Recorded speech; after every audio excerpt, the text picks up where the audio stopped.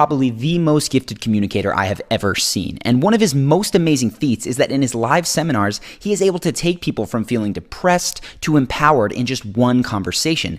And he's able to give them the tools so that they can stay there long after the event ends. So in this video, we are going to talk about just one of the techniques that Tony uses to accomplish this. It's called a state break, and that is anything that you can do to shift someone from one emotion to another. It sounds simple, but if you can master this skill, your ability to help other people, to persuade, and to live a more fulfilled life goes through the roof. So let's begin. Feels really depressed. Raise your hand.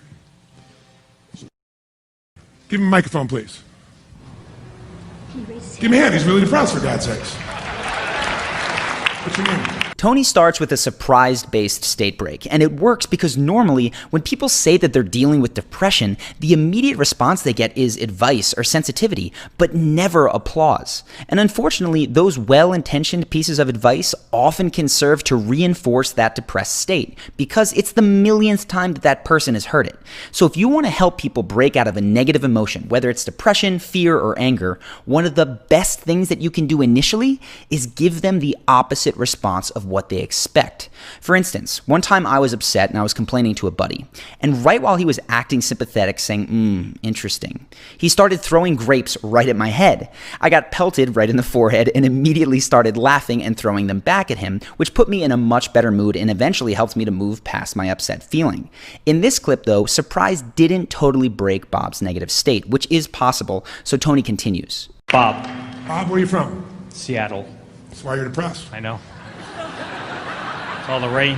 You see here some simple canned humor. Now, humor is one of the best ways to break someone's negative state, because when something is funny, it is so hard not to laugh. Tony has a number of prepared lines that he knows work extremely well in these very heavy situations. Often he'll joke that people are depressed because of where they're from, and other times he'll tease them for their fashion sense, which is what you see at the beginning of the Netflix documentary, I Am Not Your Guru. I don't find a way out. What makes you hate yourself? Is it the red shoes? What? Is it the red shoes? No. Are you sure? Because they're fucking red.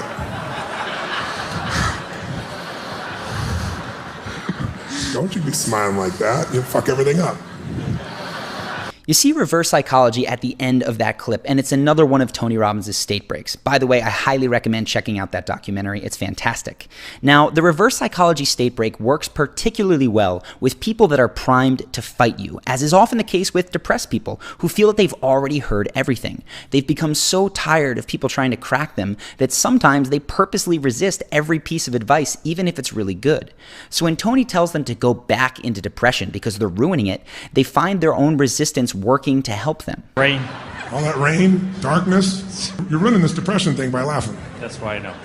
Yeah, please go back to that depression state. Thank you. Okay.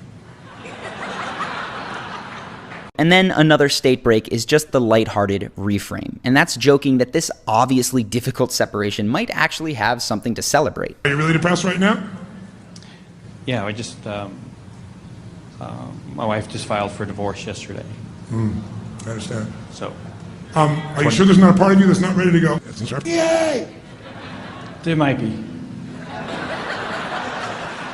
To be clear, the lighthearted reframe works because Tony doesn't simply say, hey, look on the bright side of things, and then proceed to give rational advice. He makes it into a joke, does a little cheer, and exaggerates how excited Bob might feel at the prospect of divorce. Now, Tony continues to bounce back and forth between these types of state breaks and gets Bob in and out of a lightly depressed state at least 5 times.